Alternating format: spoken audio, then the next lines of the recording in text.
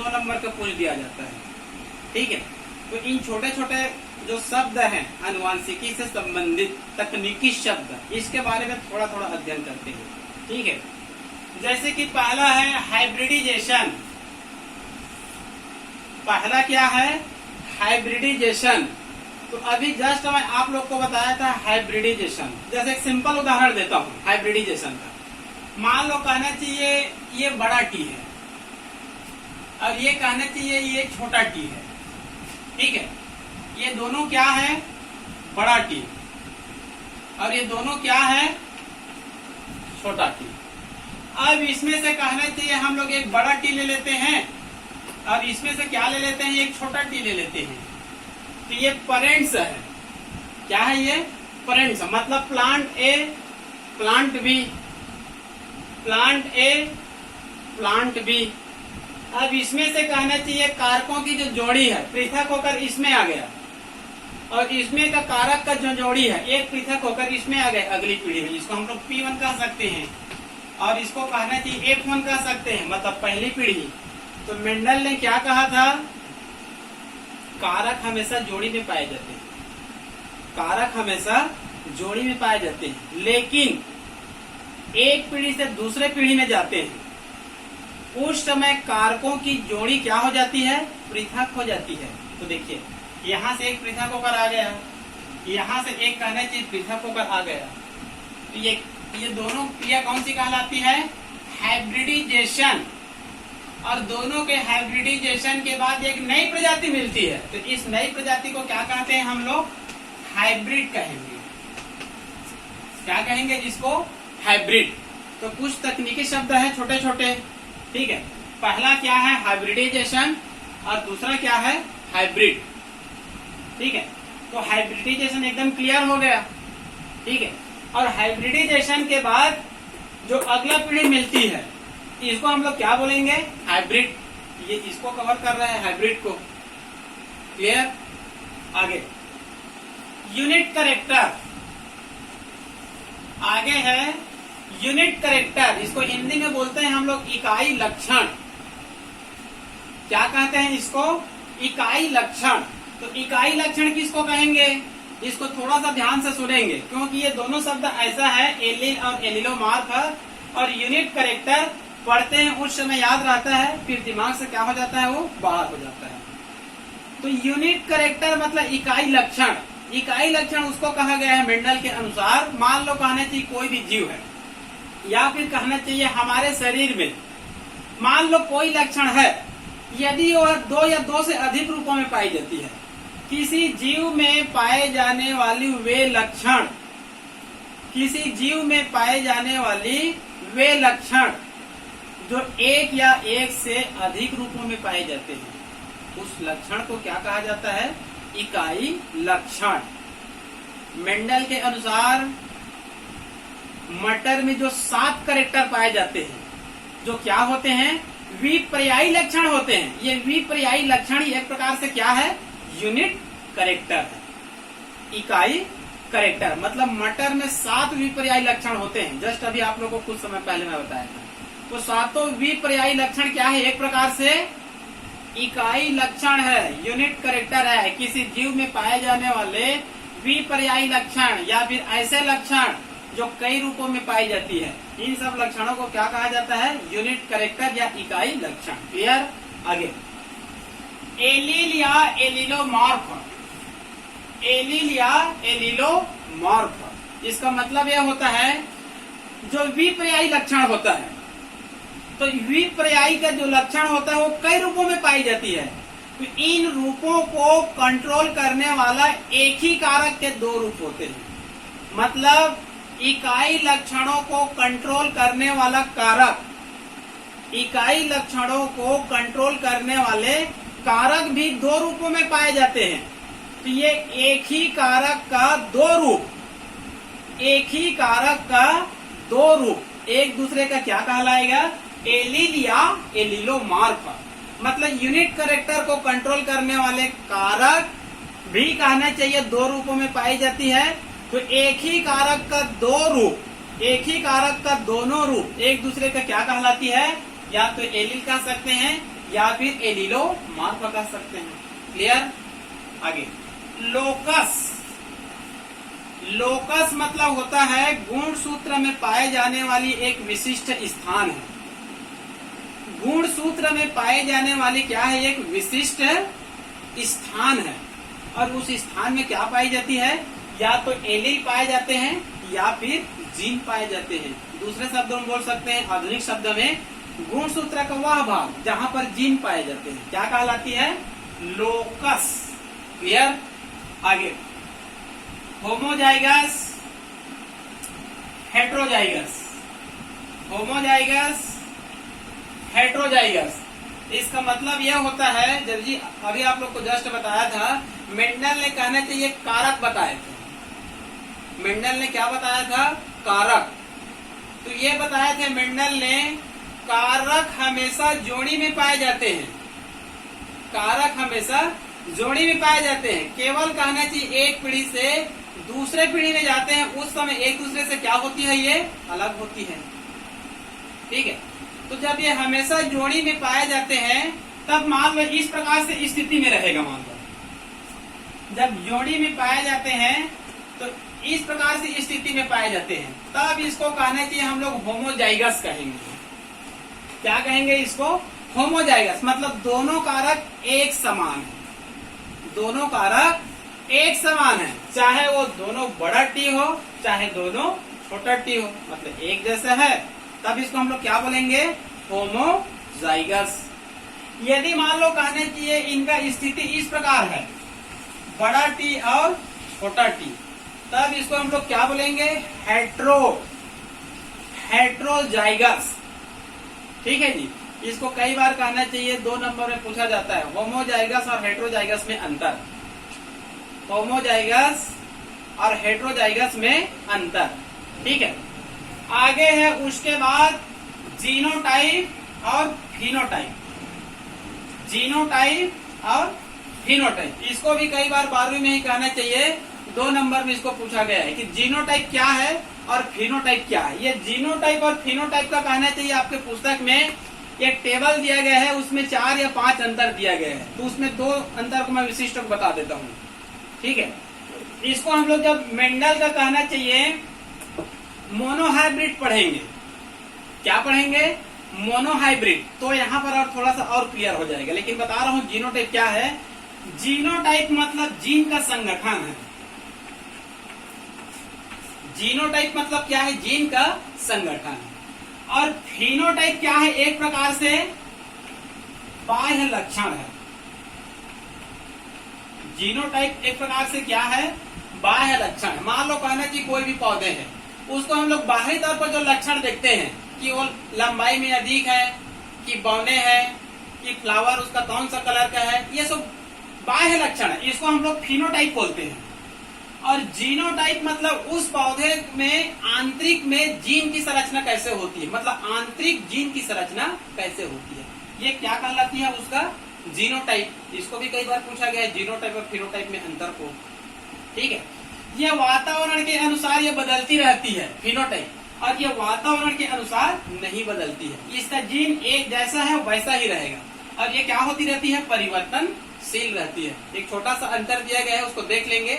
ये जीनिक संरचना है, ये बाह्य रूप है, ये वातावरण के अनुसार नहीं बदलती है, और ये क्या होती रहती है? बदलती रहती है।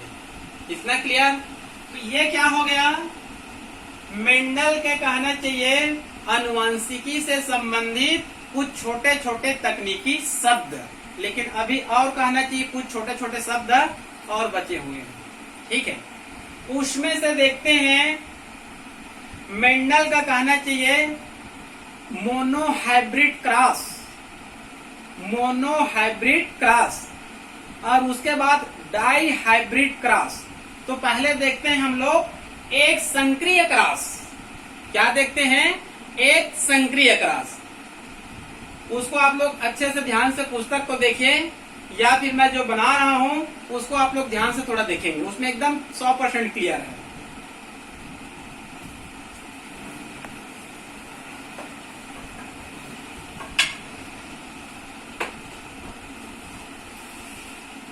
ये देखिए, यहां पर मैं लिख दिया हूं मेंडल का कहना चाहिए मोनोहाइब्रिड क्रॉस। मोनोहाइब्रिड क्रॉस मतलब एक संकरीय क्रॉस। मेंडल ने कहना चाहिए अपना जो प्रयोग किए हैं, अधिकांश प्रयोग कहना चाहिए मोनोहाइब्रिड है और डाई हाइब्रिड है। पॉलीहाइब्रिड उन्होंने बहुत कम किए हैं, तो उसका अधिकांश कहना चाहिए। जो 3 नियम दिए हैं ना, आगे पढ़ेंगे उस 3 नियम को। तो एक संकरी क्रॉस और द्विसंकरी क्रॉस। पहले मैं एक संकरी क्रॉस को बता देता हूँ, वास्तव में एक संकरी क्रॉस क्या है। हाइब्रिडाइजेशन में मैं अभी आप लोग को बताया था, एक पौधे लेते हैं और एक और पौधे ले लेते हैं, ठीक है। इस पौधे का केवल एक लक्षण लेंगे हम लोग, और इस पौधे का भी कहना चाहिए एक ही लक्षण लेंगे। इस पौधे का एक लक्षण, इस पौधे का एक लक्षण, और दोनों पौधे के एक एक लक्षण को हम लोग क्या कराते हैं, क्रॉस कराएंगे। क्या कराएंगे, क्रॉस, तब वो हाइब्रिडाइजेशन है। और जो पहली पीढ़ी में जो कहना चाहिए नया जीव बनेगा, नया जाति बनेगा, वो हाइब्रिड जाति है वो। तो यहाँ पर कितने लक्षण को लेकर क्रॉस कराएंगे हम लोग, केवल एक लक्षण को, तब इसको क्या कहेंगे हम लोग, मोनोहाइब्रिड क्रॉस, एक संकरीय क्रॉस। क्लियर। और मान लो कहना चाहिए इसके जस्ट बाद हम लोग पढ़ेंगे डाई हाइब्रिड क्रॉस।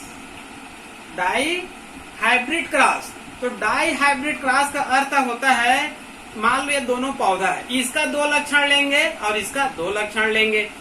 दोनों पौधे का दोनों लक्षणों को, मतलब 2 लक्षणों को लेकर हम लोग क्रॉस कराएंगे, तब वो कौन सा क्या कहलाएगा, डाई हाइब्रिड क्रॉस। तो पहले देखते हैं हम लोग मोनोहाइब्रिड क्रॉस। ये चित्र में एकदम क्लियर है, ठीक है। इस चित्र को आप लोग एक बार बनाकर देखेंगे, क्योंकि ये आप आसानी से एक बार बना लिए, तो मोनोहाइब्रिड को आप लोग कभी भी नहीं भूलेंगे। मोनोहाइब्रिड को आप लोग कभी भी नहीं भूलेंगे, ठीक है। उसके बाद जस्ट बताऊंगा मैं आप लोगों को डाई हाइब्रिड क्रॉस। दोनों क्रॉस को एक बार अच्छे से बनाकर देख लेंगे, फिर कभी जिंदगी में इसको आप लोग नहीं भूलेंगे। क्लियर।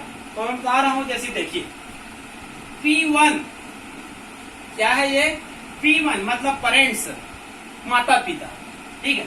यहाँ पर देखिए ये बड़ा टी और ये बड़ा टी, यहाँ पर देखिए ये छोटा टी और ये छोटा टी। अब इन दोनों को हम लोग क्या करा देते हैं, क्रॉस करा देते हैं। लेकिन ध्यान रखेंगे ये बड़ा टी है, तब क्या है, ये टॉल, और ये दोनों छोटा है, तो ये क्या है, ये ड्वार्फ, मतलब ये लंबे पौधे, और ये क्या है, बौने पौधे। आप लोगों को जब हम मेंडल का 7 कैरेक्टर बता रहा था, तो उसमें एक प्रभावी लक्षण था, और ये क्या था, अप्रभावी लक्षण।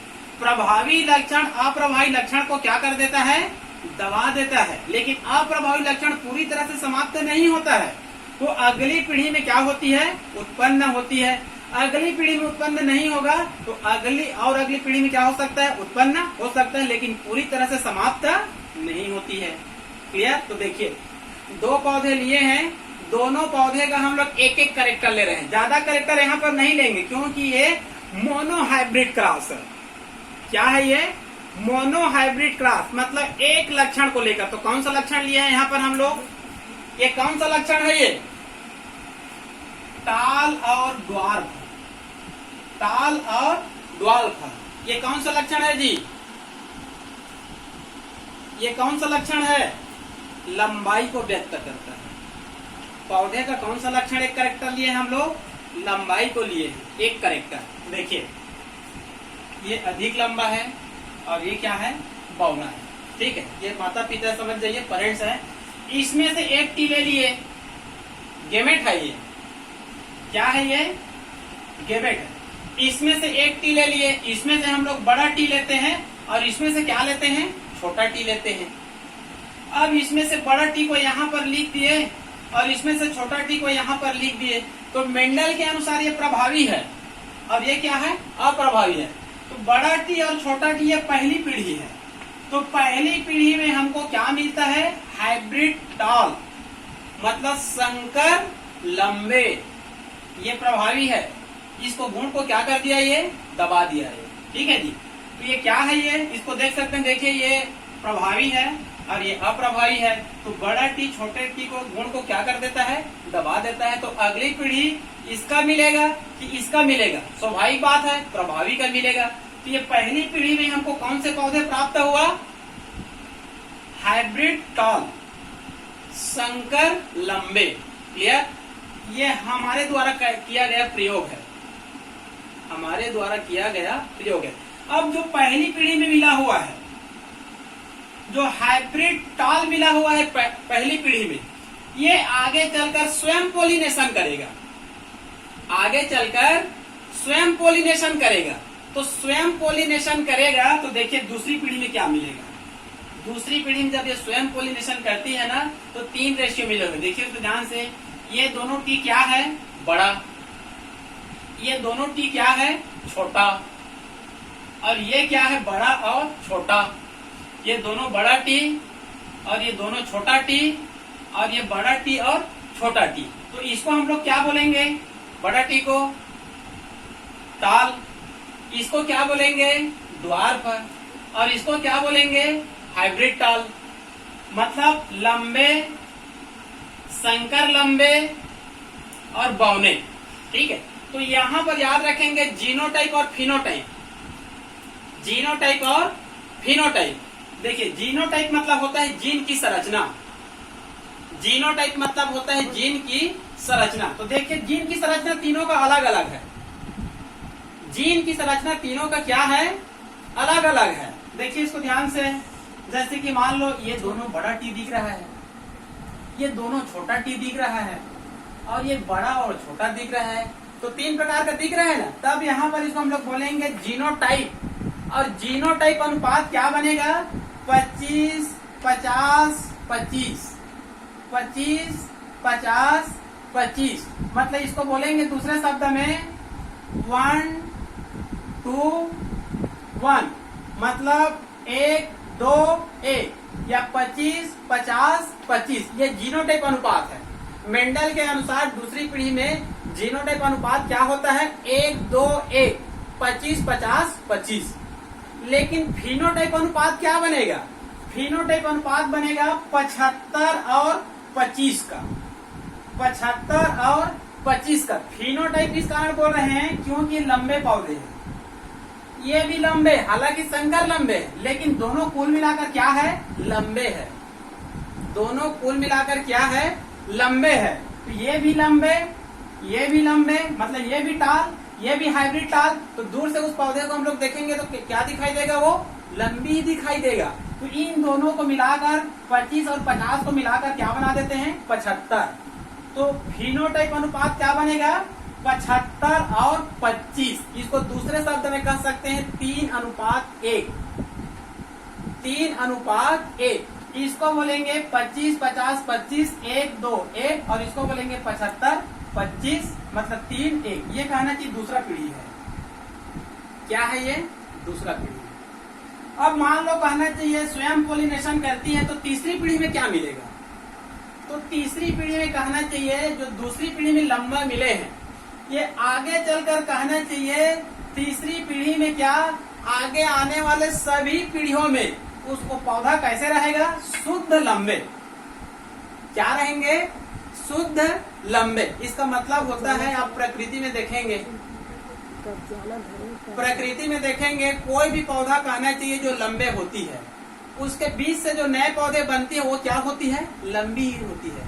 तो इसके जितने भी आगे पीढ़ी में जो पौधे प्राप्त होंगे वो क्या मिलेंगे? शुद्ध रूप में लंबे।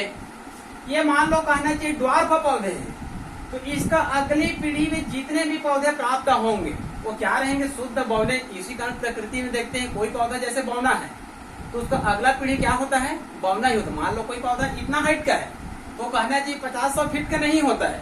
कोई पौधा कहना चाहिए 50 फीट का है, तो उसका अगला पीढ़ी कहना चाहिए 10 फीट का नहीं होता है। ठीक है, उसके बाद जो दूसरा में मिला था हाइब्रिड टाल, ये 2 भागों में बढ़ जाती है। 75% पौधे लंबे रहेंगे और 25% क्या रहेंगे? बौने रहेंगे, क्योंकि यहाँ पर क्या था? ये हाइब्रिड टाल था, बड़ा और छोटा टी था।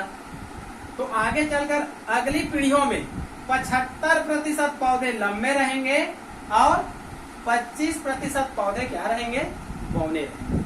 तो ये क्या हो गया आप लोगों का? मोनो हाइब्रिड क्रॉस, मतलब एक लक्षण को लेकर किया गया क्रॉस, एक संक्रिय क्रॉस। क्लियर? तो यहाँ पर कौन सा एक लक्षण लिए थे? पौधे की लंबाई, मतलब टाल और ड्वार्फ। ये कहना चाहिए एक ही लक्षण है, 7 द्विपर्यायी लक्षण में एक लक्षण है। अब इसके बाद जस्ट हम लोग देखेंगे डाई हाइब्रिड क्रॉस, मतलब 2 लक्षणों को लेकर किया गया क्रॉस। तो यहाँ पर मैं आप लोगों को उदाहरण बताता हूँ कैसे 2 लक्षण को लेकर हम लोग क्रॉस कराएंगे। क्लियर? एक चार्ट बता रहा हूँ मैं आप लोग को, वो चार्ट आपके पुस्तक में भी है और मैं एक चार्ट बनाया हूँ, एक छोटा सा है, उसको मैं बता रहा हूँ।